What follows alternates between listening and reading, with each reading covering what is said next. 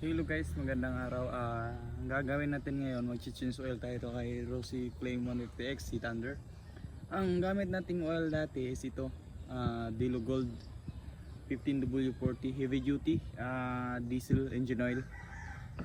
So ngayon, after 10 months, magpapalit tayo ng oil. Gamit naman itong Shell Advance semi-synthetic or synthetic base 10W40. Pag kukumpara ko sila sa based on experience ko sa Dilo Gold, kung anong na-experience ko sa long rides, city riding, ano ang mga na-experience ko dito, good naman. Ito rin yung ginagamit ko sa Wave 100 ko. Pero ngayon, papalit ako dito kasi marami akong nakikita eh. Tsaka gusto ko rin subukan kung ano ang performance dito sa ating Rossi Flame 150X. So, let's go, mag-change oil muna tayo.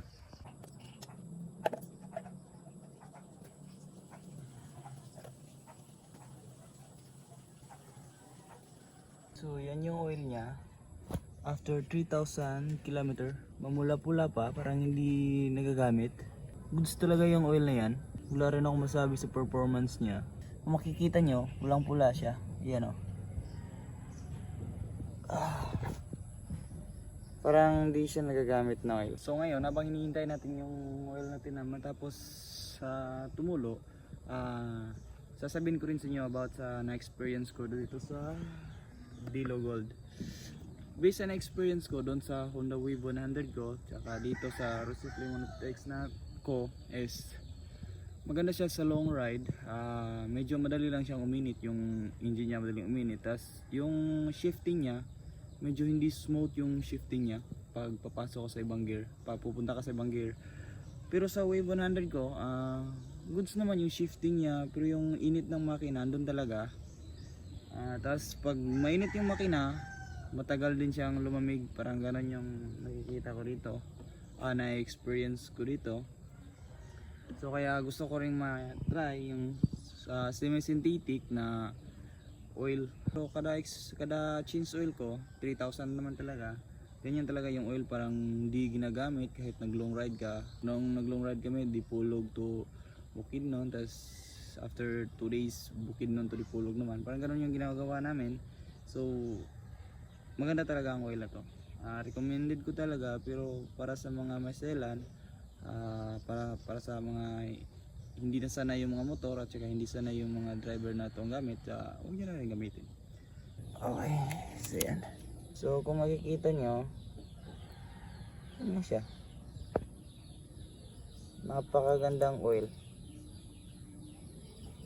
3,000 is good pa rin, mamula-pula pa rin. Tapos based din sa nakikita ko, kung makikita nyo sa video, may mga crystal siya. Pero yung oil, napakaganda talaga, pero may nakahalong crystal ng mga konti. So normal naman yan, kaya nga chini-change oil natin para malinis yung engine natin. So ngayon, ang gagawin ko ngayon is itong oil na to, isasalin ko to dito. Tapos pag next change oil ko sa Shell Advance semi-synthetic, at ipagkukumpara ko dito kung alin yung after 3,000 din, 3,000 km, kung alin yung mas maitim. Tsaka sasabihin ko rin pagka next change oil ko kung ano ang experience ko sa kanya, kung alin yung mas maganda sa kanilang dalawa, sa Dilo Gold 15W40 or Shell Advance semi-synthetic. Shell Advance semi-synthetic 10W40. Okay, so tapos ko nang isalin. So sa 1.3 na nilagay ko sa change oil ko sa Dilo Gold, 1.3 pa rin yung natira, walang nabawas. So sa part na yun is sulit, parang di nababawasan sa 3,000 km na tinakbo ko. Hindi kasi natin maano dito kung fully synthetic ba to or semi-synthetic, kasi di rin ito mineral oil. Pero heavy duty, so meaning parang fully synthetic. Pero mas mura to kaysa sa Shell Advance eh.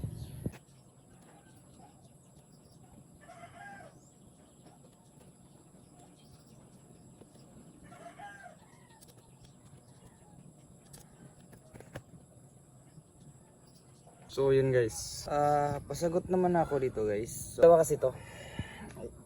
Sa Shell rin ako bumili. Shell na gas station.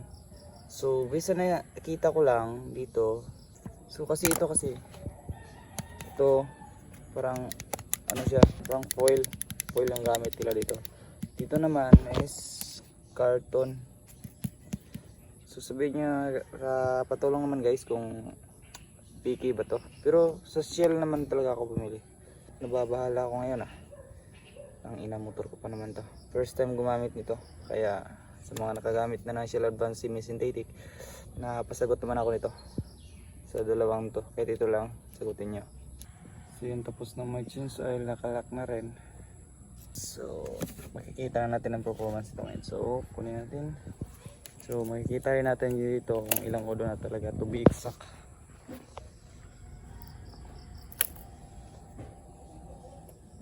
To be exact, 9,115. So yung tinakbo ko pala, di pala talaga siya totally 110 na 3,000. So bali 3,117 yung tinakbo ko kasi 5,998 something yung odo. Nagpa-change oil ako sa Delo. So bali yung tinakbo ko dong nakita nyo kanina is nasa 3,117. So yun. Panda rin natin. Okay, so kilig ka muna.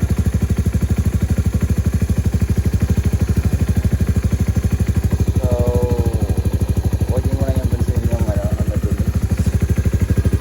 Prating mulan dito dumi nga talaga.